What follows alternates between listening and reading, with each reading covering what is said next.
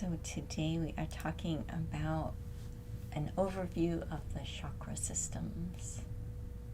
I say systems with an S because there are many.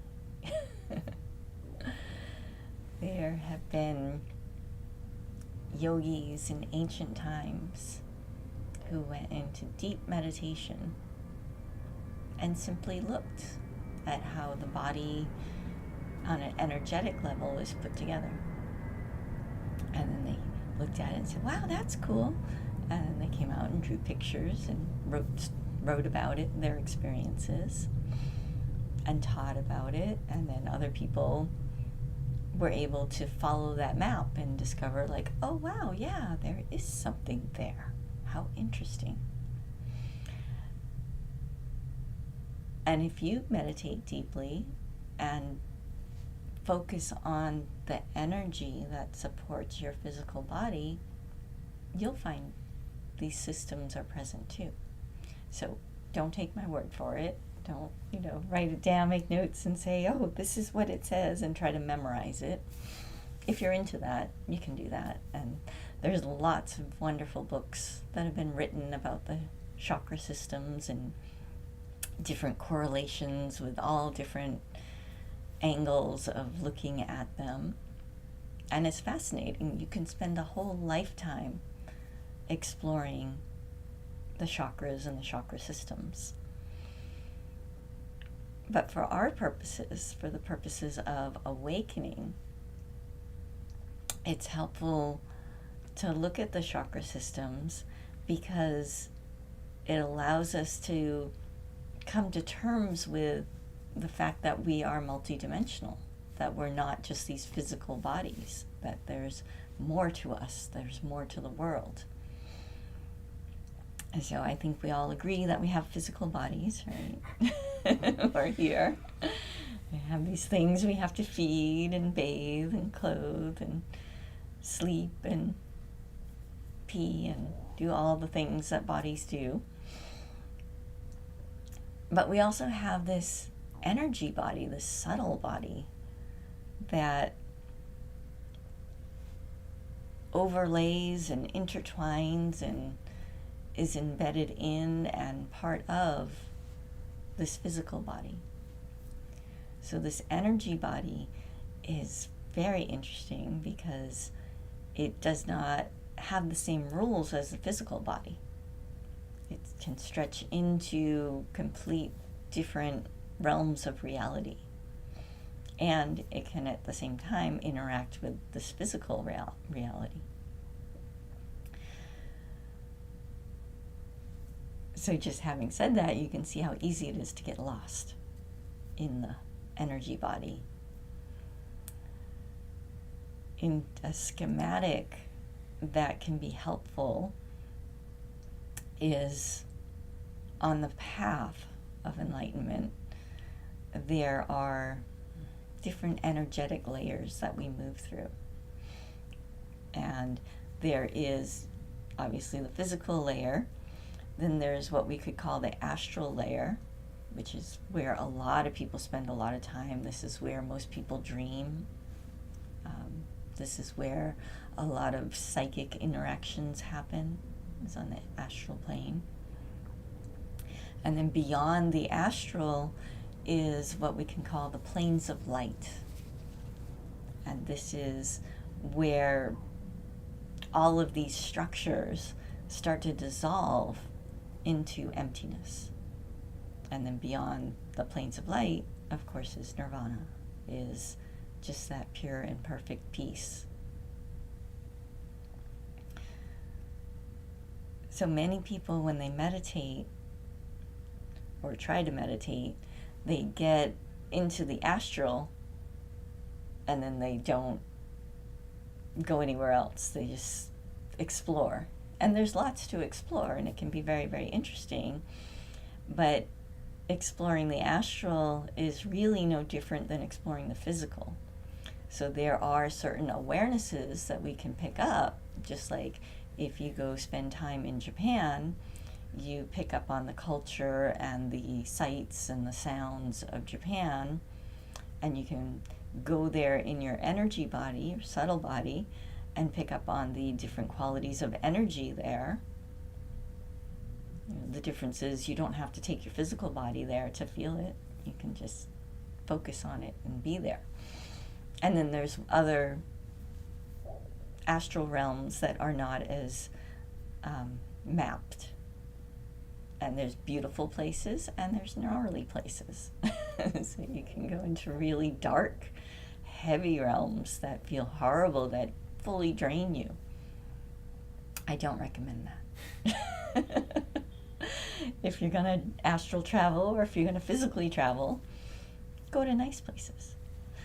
But if you're interested in awakening, then what we want to do is we want to move beyond the astral and touch into the planes of light, and then even go beyond the planes of light. The chakra system can help us direct the energy in doing that. So there's a popular model that maybe you've heard of. In Sanskrit, there's the Sushumna, which runs up the central channel, so up the middle, through all the major chakras, starting at the base, going all the way up the spine, above the head to the crown. And then alongside that are two other channels, the Ida and the Pingala. I'm sorry I don't have images for you, but you can look them up. And the Ida and the Pingala go up the nose into the third eye, and they cross over, and they do this crisscross over each of the major chakras, and then they connect into the second chakra, into the Sushumna. So this allows us, when we silence our mind, what's happening on an energetic level is the movement, the energy that's flowing through the Ida and the Pingala start to become concentrated, and they move into the Sushumna, either at the third eye, because there's a connection there, or at the second chakra. And once the energy is collected into the Sushumna, if we can hold still, then that energy will start to build and build, and it'll rise and rise and rise and rise and rise until it hits the sixth chakra. And what happens is the energy just keeps building and building and building and building until finally the pressure becomes so intense that it is able to pop out of the top of the head. There's this little gap, have you seen a spark plug before? So you've got your spark plug, and for it to work, there's this little gap that happens. And that's how it is with the sixth chakra and the seventh chakra, the crown. There has to be enough energy built up in order for it to make that jump. And when that jump happens, then boom, crown opens, and then we go into those planes of light. And if we can sustain it, then we go beyond planes of light and into samadhi. Simple. Just do it. So those are the schematics. But there's, as I said, a couple different major chakra systems when we're talking about the 7 core chakras. And really the difference lies in the lower 3 chakras. So the first chakra is the root. It's like at the base of your spine. And this one most people agree on. This is the point of connection to the physical world. This is where we orientate ourselves with all of relational existence. And then the next one up, depending on which system you're looking at, the one that we tend to follow, or that I tend to follow, is at the sacral. So it encompasses the sex organs and the little sacral bone, the little triangle bone in your spine. And these chakras go all the way through, so they're not one-sided. And that is where the Ida and the Pingala plug in. And so naturally when that happens, there can be this rush of creative energy, this rush of sexual energy, and it can be intense. So there's this alternate system that had been discovered where instead of the second chakra being there, the second chakra is a little bit higher. It's sometimes called the spleen chakra. In some martial arts systems, they'll call it the dantian. So it's a little bit higher than what we would consider the second chakra. And that allows you to move that energy from the Ida and the Pingala into the Sushumna and almost bypass the intensity of sexual energy. So if you have had issues dealing with sexual energy, that can be very beneficial to just learn how to navigate the energetic world without having to deal with that. So that's one explanation. And then in the system where we're using the spleen chakra, then the third chakra would actually be the solar plexus. So that one goes up a little bit higher underneath the breastbone, like where your diaphragm is. And so in that system, you have 1, 2, 3, and then the rest match. You have the heart, throat, third eye, crown. But in the system that we typically work with is we have the sacral chakra, and then we have the navel center. So it's really like an inch below the belly button. And that is the center of power. So we're taking this raw creative force and it's rising into this center of power. And the center of power allows us to put pressure energetically on the world. And this is where a lot of people, like this whole civilization right now, is really stuck in this power chakra. And it can be used for manipulation. So that would be one way to use that energy, which I don't recommend, because it's now you're taking all that energy that's coming in and you're just blowing it out from your navel center. And if you're using the other system, you'd be blowing it out of your solar plexus. And it depends on what you're trying to accomplish. If you're trying to rule the world, then I suppose that would be useful. But it won't make you happy, because it keeps you in a very dense quality of energy. Very heavy,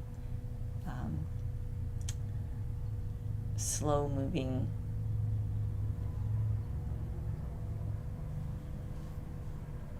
kind of place. The other way to use that energy is through organization. So instead of trying to manipulate and force and control, you can use that energy, and instead of pushing it out onto people, you can use it as a way to kind of view and observe the world and create a system of organization, kind of like the same way that we build a mental map when we go to a new place. So instead of trying to say, well, no, I think this piece needs to be there and that piece needs to be there and this one needs to be there, instead it's taking that same energy and just observing and noticing that, oh, that piece is there and this piece is here and this piece is there, And now instead of trying to manipulate those pieces, instead I can take that information and organize myself internally and figure out how to work with that energy or those structures that are in place.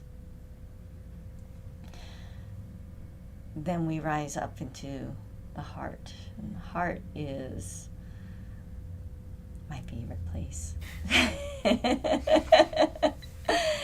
because it's just this, it's an inlet, it's this all-encompassing ocean of light where everything just pours in, and it allows us to feel the connection in a very visceral way of all of existence within our being, without any expectation, without any need to control, or without any requests. It's just this wonderful expansiveness. And then the next one is the throat, right in the base of that little hollow. And again, I want to remind you, all of these go all the way through. So when you're feeling your navel center, it goes all the way through to your back of your spine. And you're feeling your heart, it goes all the way through to your spine. So you're not just feeling everything coming in the front, you're feeling it all around. It's like being completely supported. And then in the throat, this is our verbalization, our creative expression, our authenticity. And when the center opens, we're able to, the expression is speak from the heart.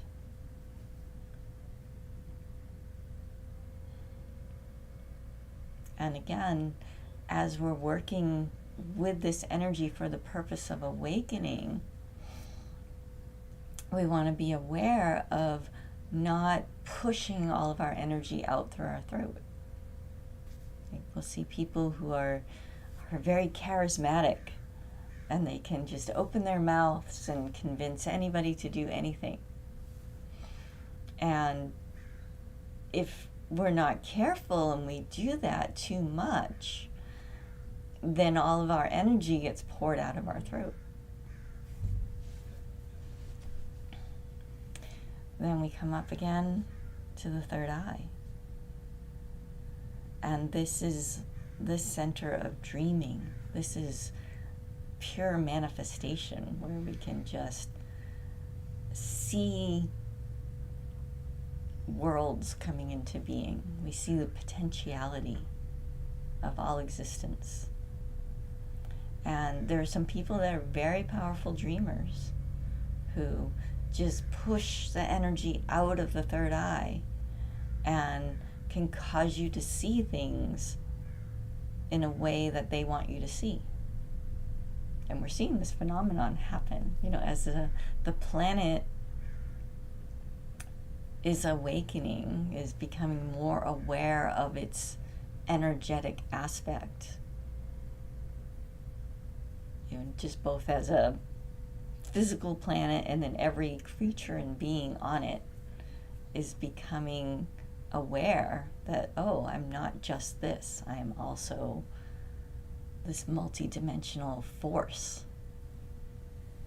And so this practice of pushing out realities through the third eye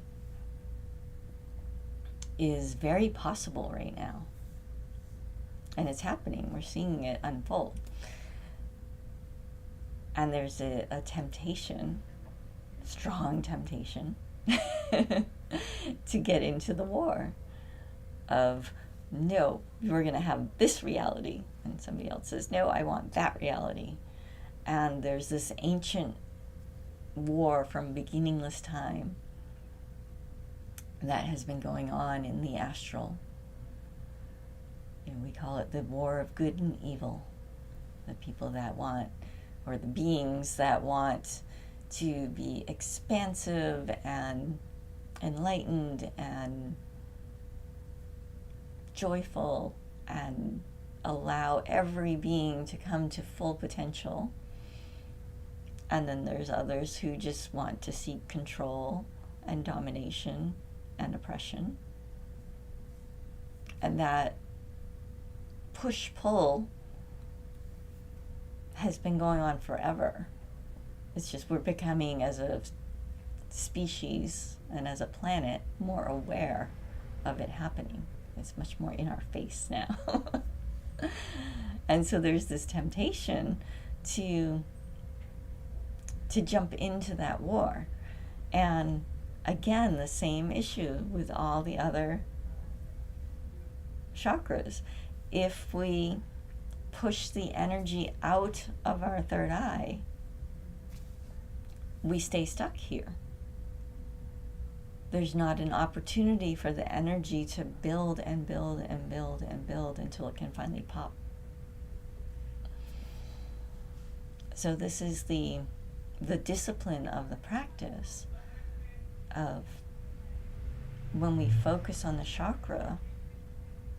It's not so we can force it or control it. We're just allowing this sense of spaciousness for the energy to flow and allowing ourselves to become aware of what is there. And by doing that, it stops us from kind of spewing out our energy into this world. So does that make sense to you guys? Okay. Now, becoming aware of our chakra systems and our energy body as a whole helps us navigate this relative world, because the relative world is always changing. Like this week has been, a week of a lot of deaths for me. I've had, we've all seen deaths of some of our societal institutions. I've had death of relationship. I've had death of a Facebook friend who was a great inspiration to me. And then my father died last night. So when we experience death in our world, it affects our sacral chakra, or our root chakra, sorry. So our root chakra becomes unmoored in a way, because we're relational beings. So when a relationship that was anchoring us into a certain reality is gone, now our whole being is thrown into motion. Everything shifts. So we can become very untethered. And by being aware of what's happening with our energy body as we go through these shifts, and deaths happen constantly in all different magnitudes. Sometimes there's just little deaths of realizing that, I don't like that food anymore. And all of a sudden, that's just not part of your world. And then there's other larger deaths, like the death of a loved one. And when that happens, is we then have to reorient our entire being in how we relate to the rest of the world. We start to look and see what aspects of relation are there now, because everything, kind of gets thrown up in the air and then it all settles, and then we experience different connections, different ways of being. So it's not something to be afraid of. It's something to be aware of, because everybody goes through this all the time. But if you don't understand what's happening, and you're on this path and you're drawing these immense amounts of energy through your being, it can feel very disturbing. So that's why I wanted to share that with you. That's why we're discussing these chakra systems, not so you can get lost in analyzing and trying to figure them out, but just so you have a general awareness of what's happening, and then you can go in and look inside your own being and start to notice, well, okay, how am I relating to my own energetic centers? How are these energetic centers relating with all the different aspects of my life? And is there anything that needs to be internally adjusted? And as we do that, it can be this beautiful dance of emptiness and form that happens. This dance of light becoming love, of wisdom becoming compassion.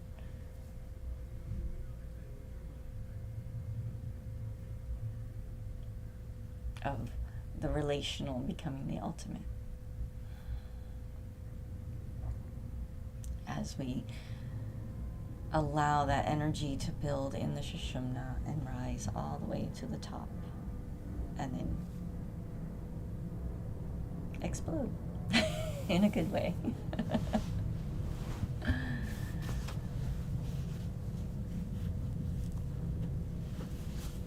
So I hope you can remember this when you go through the different shifts, as you experience the vast changes that are happening in this world. If we try to cling to something that's not there anymore, it creates immense suffering, because you're grasping and there's nothing to hold on to, and it can feel very destabilizing. And then we can spin out into different delusions, trying to recreate something that's unnecessary, that actually serves only to harm us and hold us in a fixed way of being. But we have this tremendous ability as multidimensional being to just shift and grow and explore. And sometimes it is painful, I won't lie. Of course there's sad. Sometimes I have a sad, and we cry and we grieve, and we allow that energy to keep moving. Grief is love. It's compassion. It's that movement of energy. And then as it becomes still, it opens into the expansiveness of emptiness, of wisdom. And then it starts to move again. And we're in this endless, beautiful dance of samsara and nirvana becoming as one. So let's meditate.